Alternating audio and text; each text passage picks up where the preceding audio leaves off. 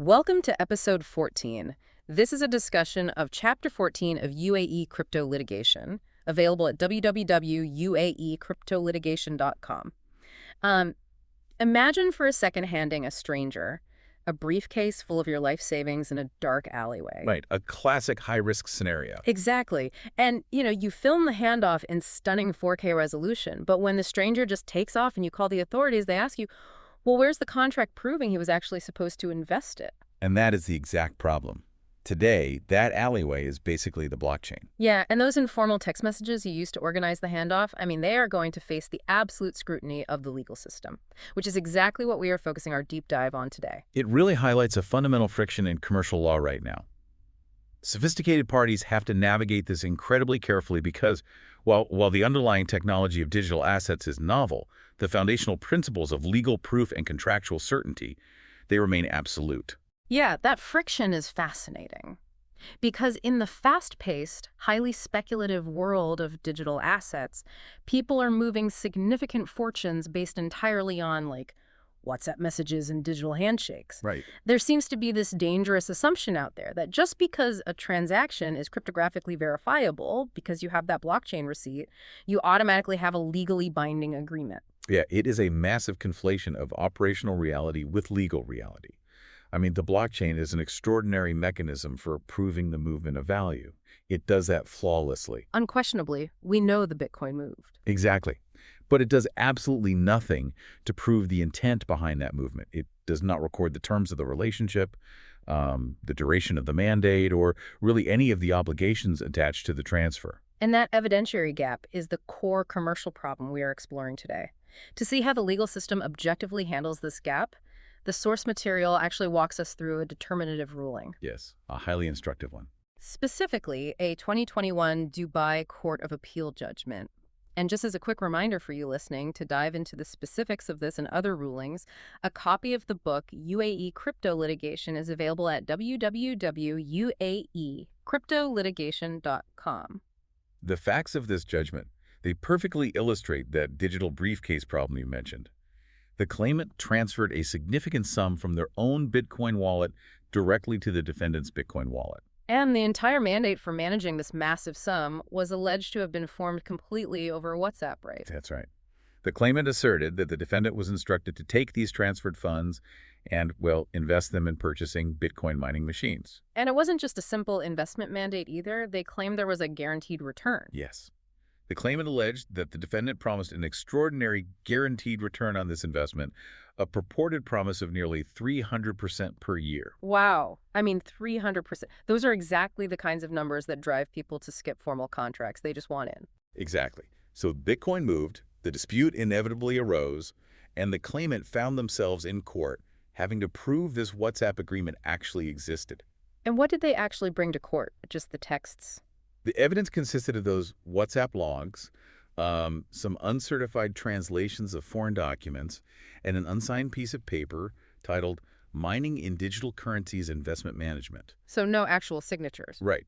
And the court's handling of that specific evidentiary package is what's really instructive here. The judiciary did not get distracted by esoteric debates regarding the nature of distributed ledger technology. They kept it focused. Completely. Instead, the court applied a purely objective, strict analysis based on established UAE evidence law. I found the court's reliance on established jurisprudence there really fascinating. They explicitly referenced rulings from the Dubai Court of Cassation regarding customary documents. Right. The settled law essentially dictates that a customary document is only considered to be issued by a person if they actually signed it, unless, of course, they explicitly deny the signature or handwriting. And the operative factor there is the active denial. Because in this dispute, there was no signature on the document at all, and the defendant actively denied its validity. Exactly. The court noted precedent stating that a photocopy cannot simply be dismissed unless the opposing party insists it is not authentic or actively denies issuing it. Which the defendant did. They actively rejected the submissions. And those newly introduced documents on appeal, they were just uncertified translations with incomplete pages, completely devoid of any signature. So the court's language was consequently definitive. The ruling stated that a contractual relationship cannot be inferred from vague, unsigned, and unauthenticated papers. Makes total sense. Right. Given the active denials and the complete lack of authentication, the court objectively determined there was zero legally recognizable evidence of a contractual relationship or any indebtedness. But the claimant did try one last maneuver, right? Something the text refers to as a supplementary oath. Yes, they did attempt that procedural mechanism. My understanding of this tool in UAE law is that it basically acts as a procedural bridge. Like, if a party has partial proof that strongly suggests a relationship but falls just short of the full legal standard, the court can, at its discretion, ask them to swear an oath to get over that final hurdle. That's a good way to put it. The mechanics of the supplementary oath require exactly that, a running start. The court essentially views this starting point as an evidentiary nucleus. Okay, so you need a foundation first. Exactly. You cannot use the oath to manufacture evidence out of thin air. You must use it to complete an existing, albeit partial, foundation. Which perfectly explains the court's objective refusal to administer the oath in this case. I mean, if the court had already determined that the submitted evidence was entirely devoid of proof, there is simply no nucleus. Logically, the court's position was absolute. Because the evidence was totally lacking, there was no incomplete evidence to even be supplemented. So without that evidentiary nucleus upon which to build an oath, the court concluded that the appeal had to be dismissed on its merits. The lower court's judgment was upheld. Wow. So the claimant had the blockchain receipts showing the Bitcoin move from wallet A to wallet B, but the court rightly maintained that proof of a transaction is not proof of an obligation. Absolutely not. It's a stark reality check. It really is. A reality check for anyone relying on informal digital agreements. But, you know, if the courtroom is where these informal arrangements go to die, the regulatory landscape is actively designed to prevent them from ever being born in the first place. Yes, the preventative framework is robust. So if a VASP, a virtual asset service provider, want to engage in this exact scenario today, they would be facing a massive suite of strict obligations under the Virtual Assets Regulatory Authority, or VAR, and the Securities and Commodities Authority, the SCA. Definitely. Managing virtual assets for a client is now officially defined as VA management and investment services. The regulatory framework forces the activity completely out of the shadows of informal messaging and into the light of institutional compliance. Let's apply that to the 300% return we talked about. Right. Consider the claimant's allegation regarding that guaranteed return of nearly 300%. Yeah. Under VARE's current rulebooks, making such a promise is a direct, severe violation. Even casually. Yes. The regulations enforce an absolute prohibition on VASPs, providing statements, promises, or forecasts that they know or suspect to be misleading, false, or deceptive. But a VASP might try to argue, well, it wasn't a formal prospectus, it was just a WhatsApp message to a client. They might try, but the UAE framework strictly prioritizes substance over form. Under SCA guidance, if the surrounding messaging represents that a client will receive a specific issuance of crypto assets or future returns, the authority treats that arrangement as an offer of crypto assets. So the legal classification is triggered by the substance of what you're saying, not how you're saying it. Precisely. The messaging alone constitutes a serious regulatory breach, regardless of whether a court eventually finds it to be a valid contract or not. Okay, so VARA and the SCA can easily penalize a VASP for acting like a Wild West broker. But if I am an institutional investor, I don't just want the regulator to punish bad actors after the fact. I want to guarantee my capital is structurally protected from the start. Of course you do.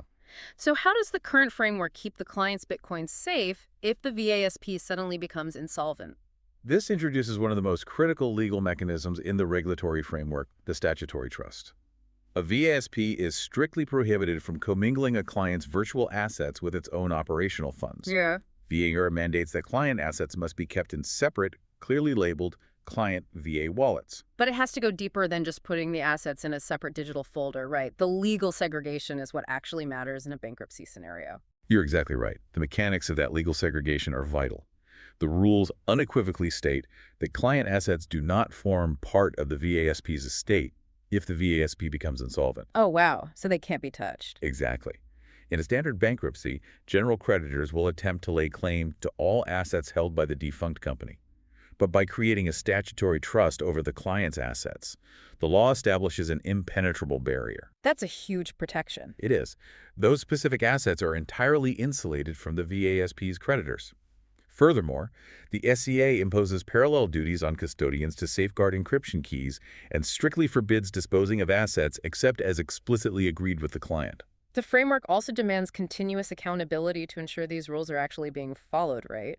For example, I read that VASPs are required to perform a daily reconciliation of the virtual asset balances owned by each client. Yes, daily reconciliation is mandatory. And they are mandated to implement distributed ledger tracing software. The operational reality of that tracing requirement is highly complex.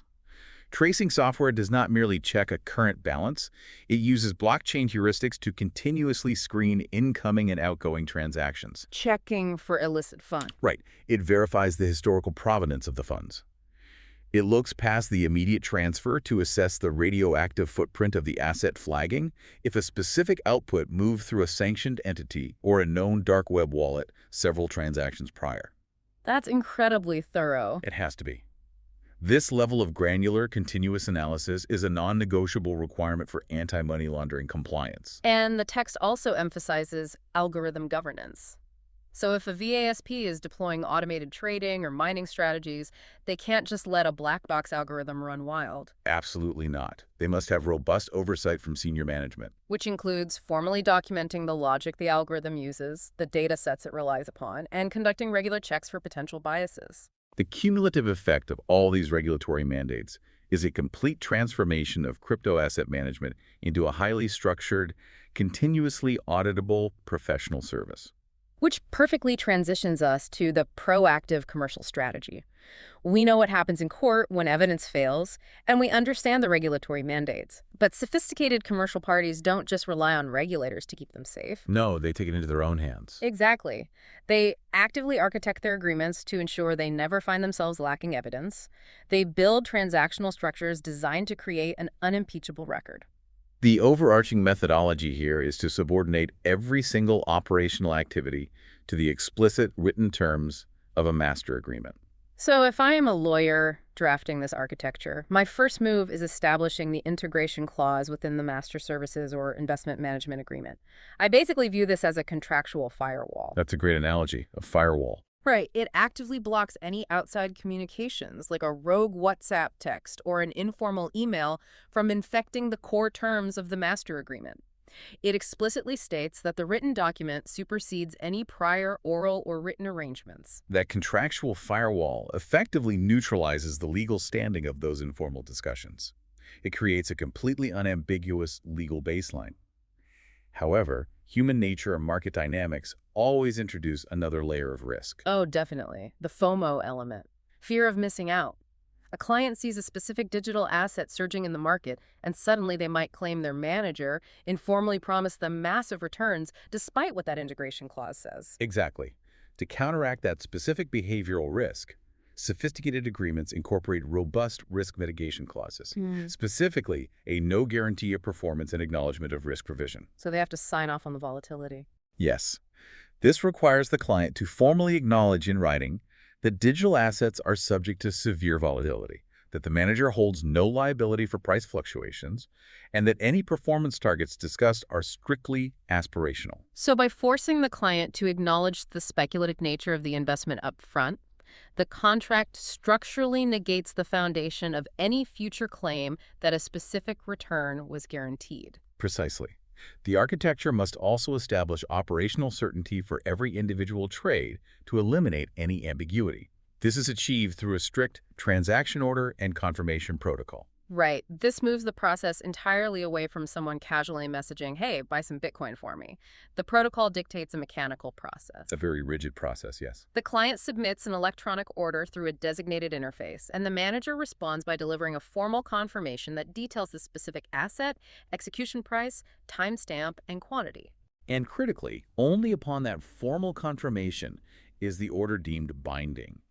It creates a granular, unassailable audit trail for the specific terms of the transfer. It completely solves the very evidentiary gap the court highlighted in our earlier case analysis. And we discussed earlier how regulations mandate asset segregation, but the contract cements this by requiring a segregated client account held by an independent depository. And honestly, the real power move within that contractual setup is the notice of sole control. Oh, absolutely. The notice of sole control functions essentially as a contractual kill switch. I love that concept. It's powerful. It grants the client the unilateral right to deliver a formal notice directly to the depository, Upon receipt, the manager's authority is immediately severed, and the client is granted sole control over the assets. Technologically, this often interacts with multi-signature wallets or API revocation protocols. It means the client doesn't have to sit around and wait for a court injunction to stop a rogue manager. They just execute their contractual right to pull the plug instantly. Exactly. And finally, there's the complex issue of determining exactly when a trade is legally complete. This is handled by the settlement finality clause. Because you can't just use standard banking hours for crypto. Right. Instead of relying on abstract legal timeframes, a robust settlement finality clause defines completion objectively based on the consensus mechanism of the blockchain itself. Wow. It explicitly states that a transfer is only deemed legally settled when it has been recorded in a block, and a specific pre-agreed number of subsequent blocks have been added to the longest chain. That is fascinating. Sophisticated parties are literally tying the legal reality directly to the immutable cryptographic reality. They replace the ambiguity of a digital handshake with absolute, verifiable contractual certainty. It's the only way to operate securely at an institutional level. So this analysis really underscores the journey of an informal agreement. We started with the fatal evidentiary flaws of a WhatsApp crypto mandate and examined how the UAE judiciary applied strict objective logic to dismiss a claim that was completely devoid of proof. Then we explored how current regulations impose massive structural requirements, like the statutory trust, to protect institutional capital. And finally, we saw how proactive legal architecture uses tools like integration firewalls and settlement finality clauses to eliminate the evidentiary gap entirely. As the underlying technology of commerce becomes more complex and instantaneous, our reliance on the foundational legal principles of evidence and contractual clarity must become significantly more rigorous. Which leaves me with a thought for you, the listener, to mull over on your own. If the blockchain operates as a perfect, immutable ledger of actions, and these comprehensive master agreements serve as the perfect record of intent, we are rapidly approaching a critical threshold. It's a very interesting turning point. How soon until these complex legal architectures, the integration clauses, the kill switches, the settlement definitions are coded natively into the blockchain as smart contracts? A future that entirely removes the human evidentiary gap from the equation. The preceding analysis demonstrates the failure of an investment mandate claim due to the absence of a provable contract, underscoring the court's strict adherence to formal evidentiary standards, even in the context of digitally executed transactions. The informal nature of the arrangement meant that the claimant could not establish a legal basis for the recovery of his funds.